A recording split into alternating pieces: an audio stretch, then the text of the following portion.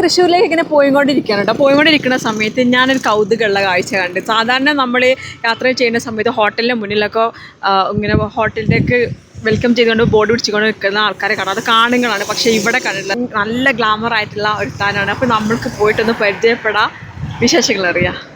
Hi, എന്തായിരുന്നു പേര്? എൻ്റെ പേര് ഷെമീന. അവിടെ നിന്ന് കാണിക്കേ. ഇതിപ്പോൾ ഇത്രയും ഇങ്ങനെ ഹോട്ടൽ തുടങ്ങിയിട്ട്? ഞങ്ങൾ ഹോട്ടൽ തുടങ്ങിയിട്ട് ഇവിടെ 1.5 മാസമായിട്ടുള്ളൂ. ഞങ്ങൾ ഇതിനു മുമ്പ് കേട്ടായിട്ട് സ്റ്റാൻഡിലായിരുന്നു 7 വർഷം വർക്ക് ചെയ്തുകൊണ്ടിരുന്നത്. ഇപ്പൊ 8:30 മണിയായിട്ടുണ്ടല്ലോ. ഈ സമയത്ത് നിങ്ങൾ ഇവിടെ നിൽക്കുകയാണോ? അതെ, ഞങ്ങളിവിടെ 12 മണി വരെ 12-12:30 ആകുമ്പോഴേ ഞങ്ങൾ കടയടയ്ക്ക് എത്തും. അതുവരെ ഇവിടെ കാണും. എല്ലാ ദിവസങ്ങളും ഇവിടെ ഇങ്ങനെ വന്ന് നിൽക്കുവോ? അതെ, രാവിലെ 6 മണി തൊട്ട് രാത്രി 12:30 മണി വരെ ഉണ്ടാവും. എന്തെല്ലാം ഉണ്ട് ഹോട്ടലെ ഐറ്റംസ്? പൊറോട്ട ഉണ്ട്, ചപ്പാത്തി ഉണ്ട്, ബീഫ്, ചില്ലി, മീൻകറി, മുട്ടക്കറി, നെച്ചോറ്, ബിരിയാണി, ചോറ്, പിട്ട്, വെള്ളയപ്പം, നൂൽപുട്ട്, ഇഡ്ഡലി, ദോശ, നെയ് റോസ്റ്റ്, മസാല ദോശ ഒക്കെ ഉണ്ട്. വീട് ഇവിടെ തന്നെയാണോ? ഞങ്ങളെ നാട് ട്രിവാൻഡ്രം ആണ്. ഞങ്ങൾ ഇപ്പം താമസിക്കുന്നത് തങ്ങൾപടിക്കാണ്, മലപ്പുറം ജില്ല. ഇതായിരുന്നു മുൻപ് തന്നെ ആയിരുന്നോ ജോലി? ഇല്ല, മുമ്പ് ഹോം നേഴ്സിന്റെ വർക്കിന് പോയിരുന്നു. കിടപ്പിലായ രോഗികളെയൊക്കെ നോക്കാനും കുഞ്ഞുങ്ങളെ നോക്കാനും ഒക്കെ പോകുമായിരുന്നു. ഇപ്പം നമ്മൾ ഈ വർക്കിന് കയറിയതാ. അപ്പൊ രാവിലെ 6 മണി മുതൽ രാത്രി 12:30 വരെ ഇവിടെ ഉണ്ടായിരിക്കും അല്ലേ? ഇത് തന്നെയാണ് ഭക്ഷണവും എല്ലാം ഇവിടെ തന്നെ? അതെ അതെ, എല്ലാം ഇവിടെ തന്നെയാണ്. വീട്ടിൽ ആരൊക്കെ ഉണ്ട്? വീട്ടില് 2 മക്കളുണ്ട്. ഭർത്താവ് മരിച്ചു പോയിട്ട് 13 വർഷം കഴിഞ്ഞു. പിന്നെ ഇപ്പം നമ്മളിവിടെ താമസിക്കുന്ന ഞാനും എൻ്റെ 2 പിള്ളേരും മാത്രമേ ഉള്ളൂ. മക്കള് ചെറുതാണോ? മോന് 17 വയസ്സ്, മോക്ക് 15 വയസ്സ്. അപ്പൊ അവരുടെ കൂടെ ആരുള്ളത് രാത്രിയില് ഈ 12:30 വരെ? അവര് ഒറ്റയ്ക്ക് തന്നെയാണ്. മോൻ എവിടെ നിൽക്കുന്നത്. നമ്മള് കറക്റ്റ് സ്പോട്ട് ഏതാ? ഇത് തങ്ങൾപടിക്കും ഇപ്പുറം കാഞ്ഞിരക്കുറ്റി എന്ന് പറയും, MS കോളേജിന്റെ ഒക്കെ തൊട്ടിപ്പുറത്തായിട്ട്.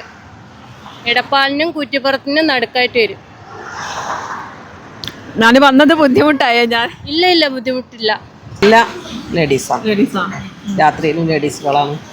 12:30 പോവില്ല, 1:30 ആവും. 1:30 കഴിയും. 12:30 ഞങ്ങൾ ക്ലോസിങ് ടൈം. 12-12:30 ആകുമ്പോഴേക്ക് ക്ലോസ് ചെയ്യും. പിന്നെ കഴുകൽ, മോറൽ, എടുത്തേക്കൽ, ക്ലീനിങ് എല്ലാ പണിയും കഴിഞ്ഞ് വരുമ്പോഴേക്ക് 1:30 ലേഡീസ് എല്ലാവരും വീട്ടിൽ കൊണ്ടാക്കണം. അവരെ കൊണ്ടുവരലും കൊണ്ടാക്കലും രാത്രി ഓട്ടോറിക്ഷ വണ്ടി ഏൽപ്പിച്ചിട്ടുണ്ട്. വണ്ടിയിൽ എല്ലാവരും വീടുകളിൽ പോകും.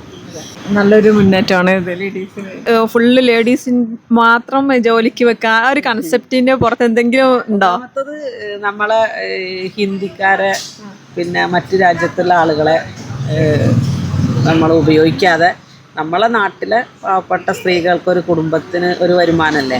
അപ്പോൾ സ്ത്രീകളെ, പിന്നെ ഞാനൊരു സ്ത്രീയാണ്, നടത്തുന്നത് ഞാനാണ്. ചേച്ചിയുടെ പേരെന്താ? സ്വർണ്ണകുമാരി.